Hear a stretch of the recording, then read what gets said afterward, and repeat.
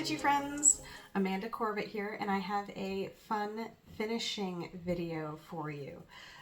We are going to be finishing the Snowman's Christmas pattern in this fun little board with a bow and some snowflakes and jingle bells. And let me know if you like this kind of video, and I'll try to do them more often because I definitely have lots of things that need finishing. So this is the Snowman's Christmas pattern, which was from my most recent October club package. And this pattern is now available as a paper pattern or PDF pattern in my shop. So here is my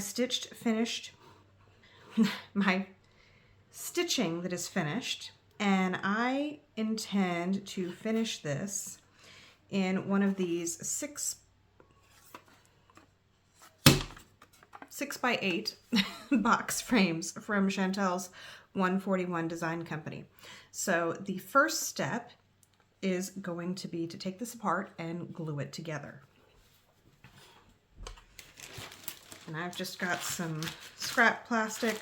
I recently received a shipment from Simple Stitches fabric shop. I'm just using that to protect my work surface.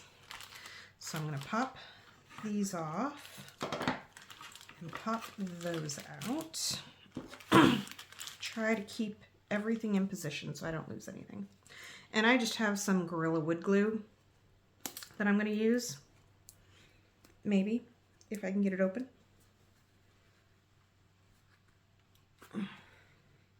It hasn't been used in a while. Hold please while I open.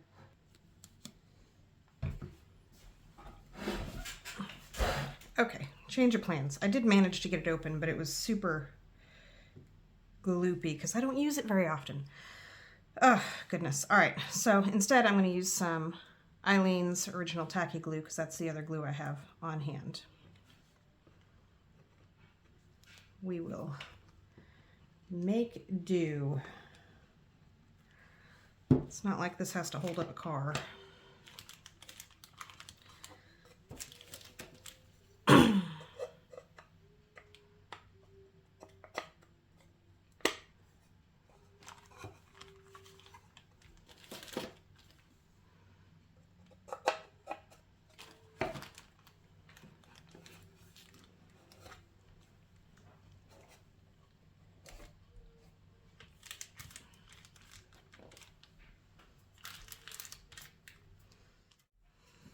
Now I'm going to glue on the top and the bottom.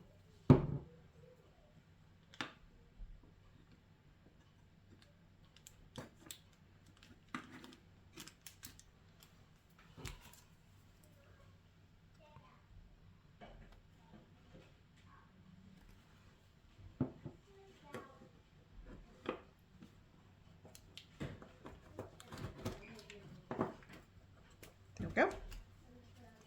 So now I'm just going to leave that alone and let it. Okay, we're back. The glue has set and it's pretty sturdy now. It's not going to come apart. And I have some just craft acrylic paint. And this is paint that I've had for some time, so I don't even know if these colors are still available or not. But I thought that maybe a mix between this forest green and cactus and Prussian blue would make a nice, maybe kind of distressed look. So I have another piece of trash plastic. Oh, I think I need to get some new paints. This is all clumpy.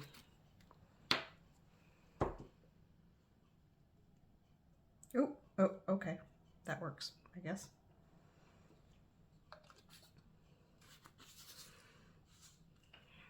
Already starting with paint all over my fingers. It's going great. Oh. It's so nice to have another table to use so I don't have to pick up all of my fabric and get it out of the way before doing a painting project. Okay, so I'm going to start with a base coat of just this forest green.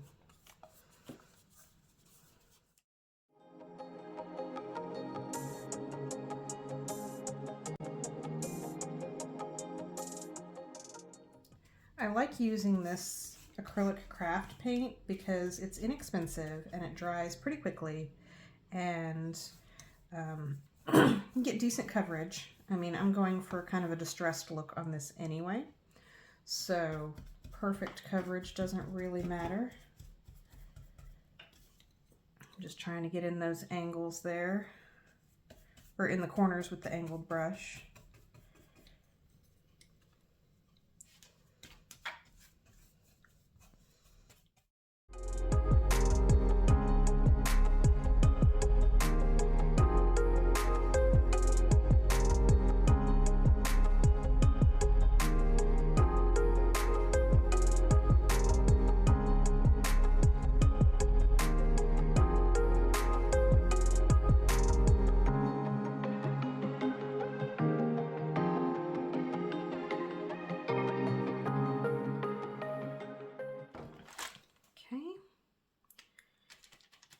Now I'm just going to get the tops of these laser cut edges.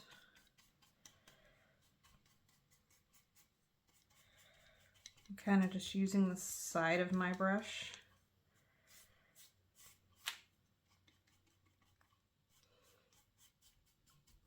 And then I'll go along the edges to make sure I clean up any drips. So now I'm going to quit messing with it, and I'm going to let this stage dry. Okay, now that this is painted, I'm going to take some of the cactus and Prussian blue, and I'm just going to dry brush some of that on. So it might be helpful to have like an old paintbrush, and I'm just gonna barely dip it in my paint and really kind of brush off most of it. And maybe this is even a little too light. I don't know if this is going to work out or not. Here, let's start in the middle here where it's going to be covered up.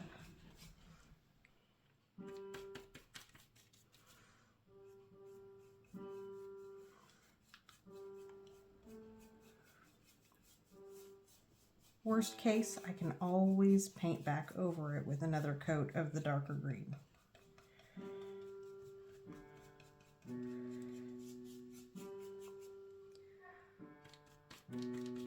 And if you hear the music in the background, that's my daughter practicing her piano.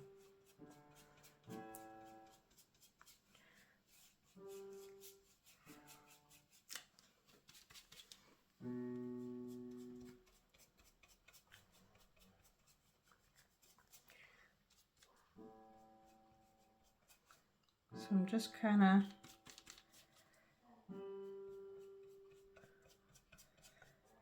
dry brushing this color on, somewhat random.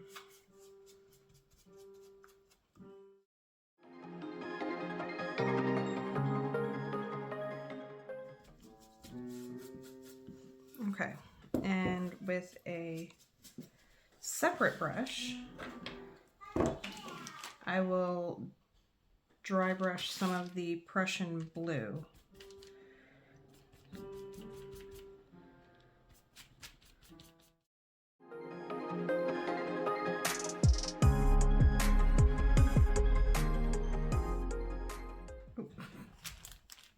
I guess that corner wasn't quite dry yet. But if you don't end up with paint on your fingers, are you even crafting?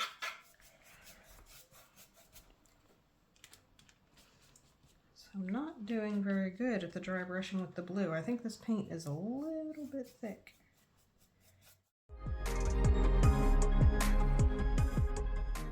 It might be easier to use like a chip brush instead.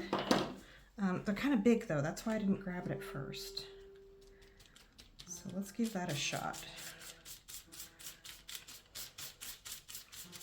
Like I said in the beginning, I have no idea how this is going to turn out. I might end up repainting the whole thing. Who knows?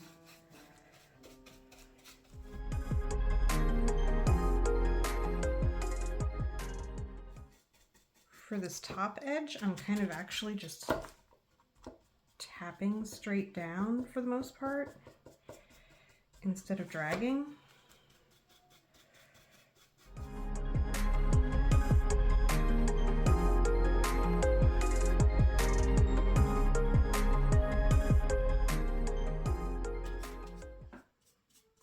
And I know I've already done this side,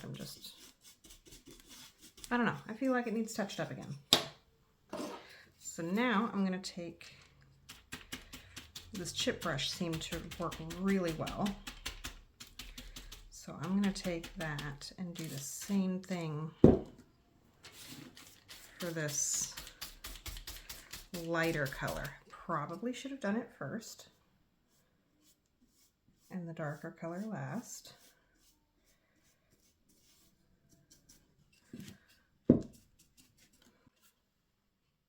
Kind of liked just the blue on the green, really. Okay, well, we'll keep fiddling with it. I can always add more blue on top.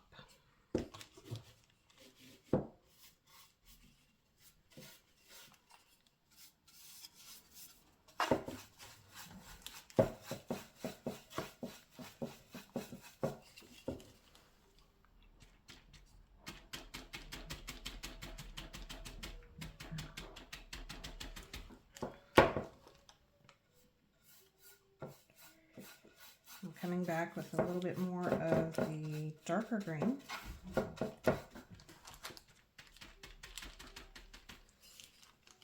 thinking I should have just stuck with the darker green and the blue.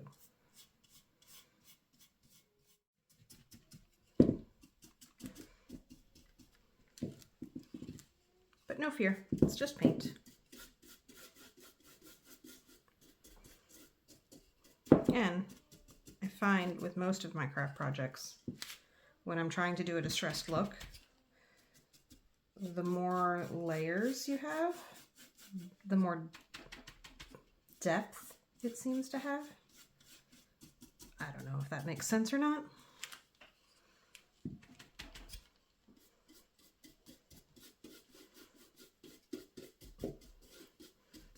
Honestly, I just keep going and correcting until I like the finished result.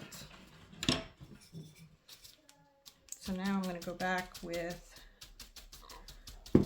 the Prussian blue. That is what it's called, right? Yep, Prussian blue.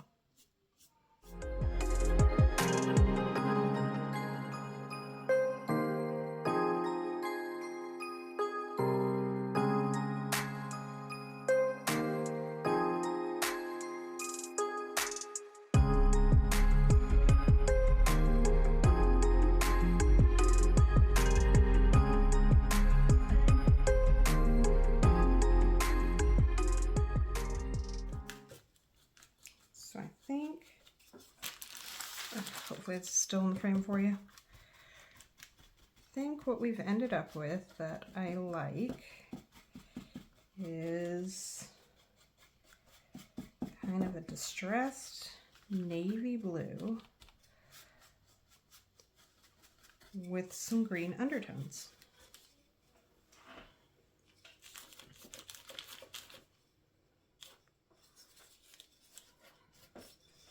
Okay, and then to get into those tiny little corners,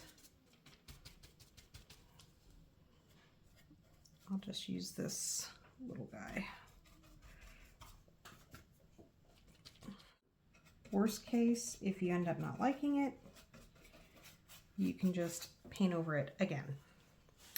So now I'm going to clean up all of these brushes and let this dry. I think I really like how that turned out.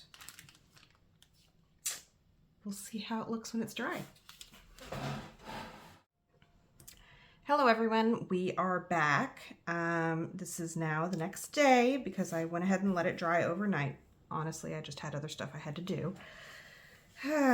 Alas, not enough time for crafting, is there? So here is what it looks like. If I had my spray paint here, I would cover this with a coat of clear sealer in a matte finish, but I don't, so we're just going to move forward.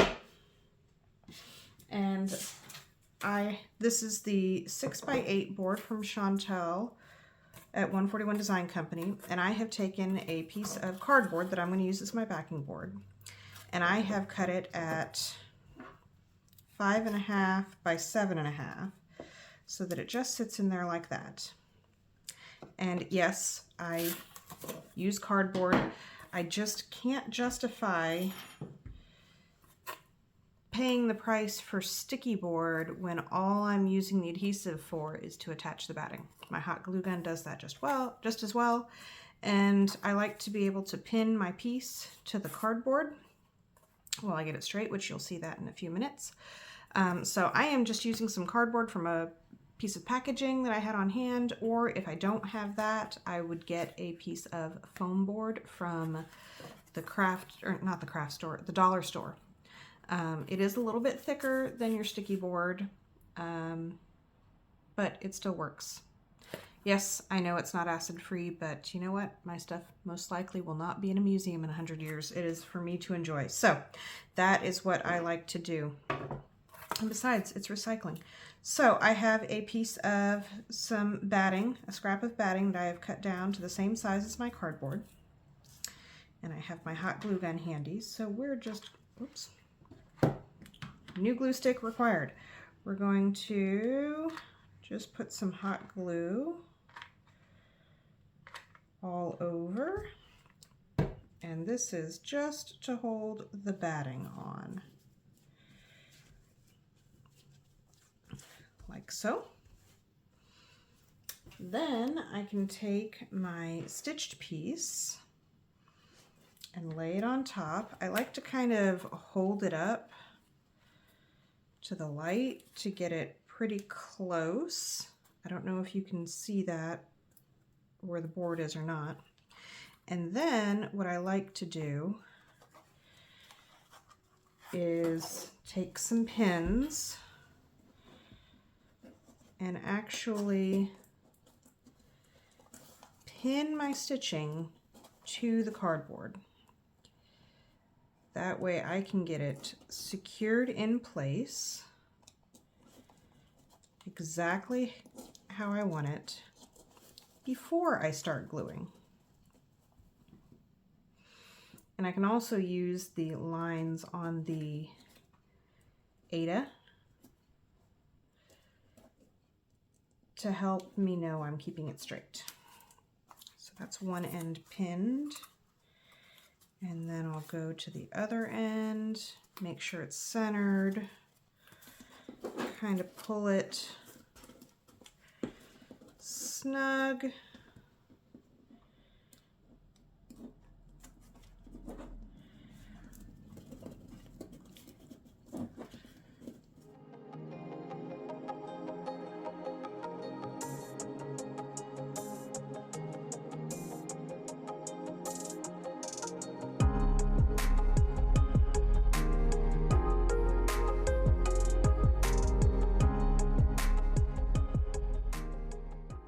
Okay, so now I have it completely pinned, and since I have these pins holding it around the edge, I don't have to worry about my stitching shifting at all while I'm hot gluing. So now we are going to flip this over, and I am going to hot glue the corners first. So you're just pulling these in at a 90-degree angle, getting hot glue all over your fingers. Now we can run a bead of hot glue here, and I'll do one a little bit higher up to hold that fabric in place.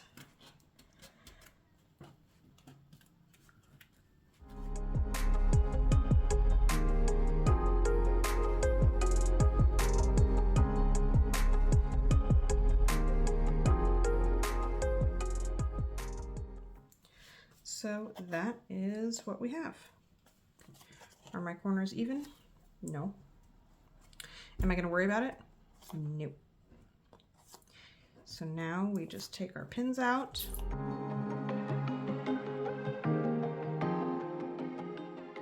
It'll be okay. I'm not going to fuss too much about it because honestly, once it's in here, you probably won't even really notice it. I'm not super picky when it comes to stuff like that. So now I am going to, again, use way too much hot glue.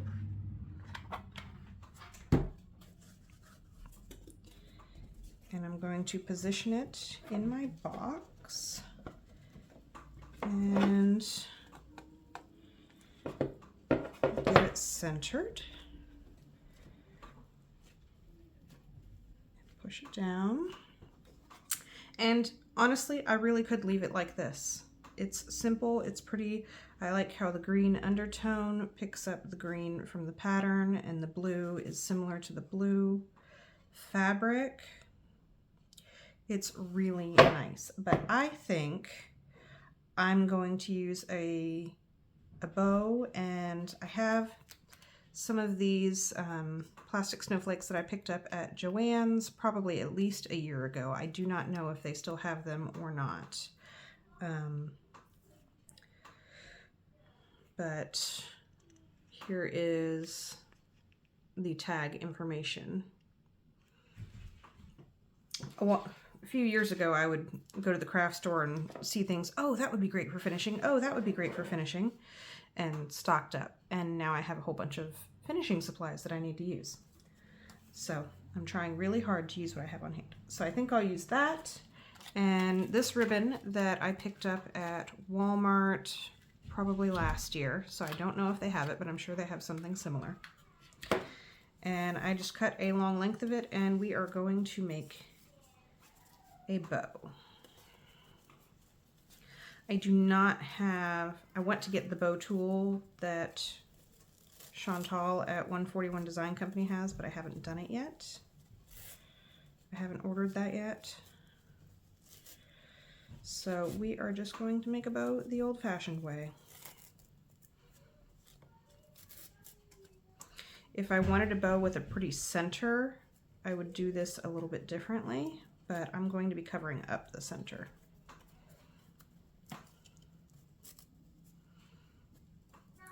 There we go. So now I have my bow. Here, I'm going to move this off to the side. Oh, I didn't show. This pick here, it was just like this, except I took off the tag and bent this tail underneath like that, and then bent those snowflakes out. That's how I got it to look like this. So it's the same thing. I just bent everything around wonky. Okay, now I have a few jingle bells, also from my stash, a needle and some white thread. It's just all 6 strands of some DMC B5200 because that's what I had out.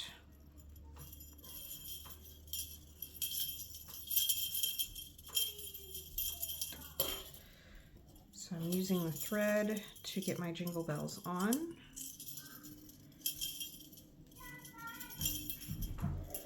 Then I will tie a knot. If you hear all that noise, that is my daughter playing with the dogs. So now that I got my jingle bells knotted together, I'm going to put them around the center of my bow. And I'm just going to wrap my thread around a couple of times to secure it. You aren't really going to see it very well. Flip it over to the back.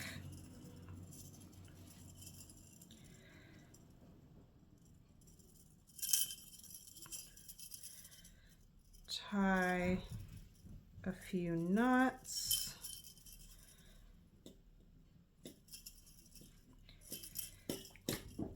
And then I'm just going to clip those thread ends close. And now I want to clip my ribbon tails.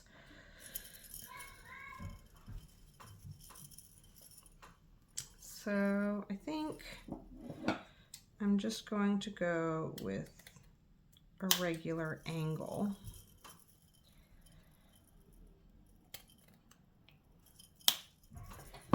I do have a little, oh, that one's just a little too long, isn't it?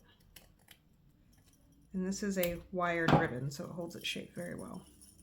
I do have a trick I want to show you. If you want to do a dovetail cut, say this piece is coming out of the bow here, you can fold it in half and then cut from the edge up towards the center and then open it back up and you've got a pretty little dovetail.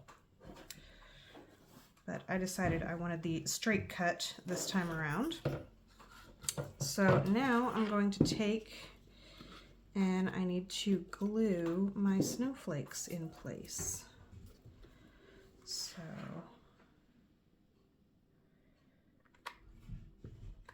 whew, that is steaming. And I'm just going to glue those down and I'll hold it until the glue is set. Okay, I think that's good enough. Because now I need to put a little more glue on top. And put on my bow.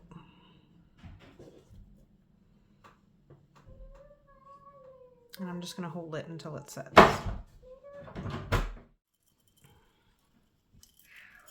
Okay. So now that the glue is mostly set, I can kind of arrange my snowflakes in my bow.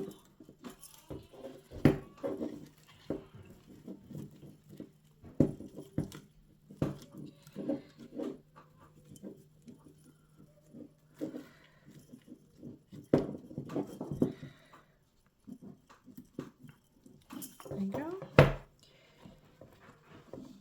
And a quick lint roll to get all the little bits of glitter and fabric and whatnot off. And this is done and ready to display. Thank you so much for joining me today as I finished up this sweet little finish. So definitely check out Chantel's 141 Design Company. I will link her shop below for lots of fabulous finishing options.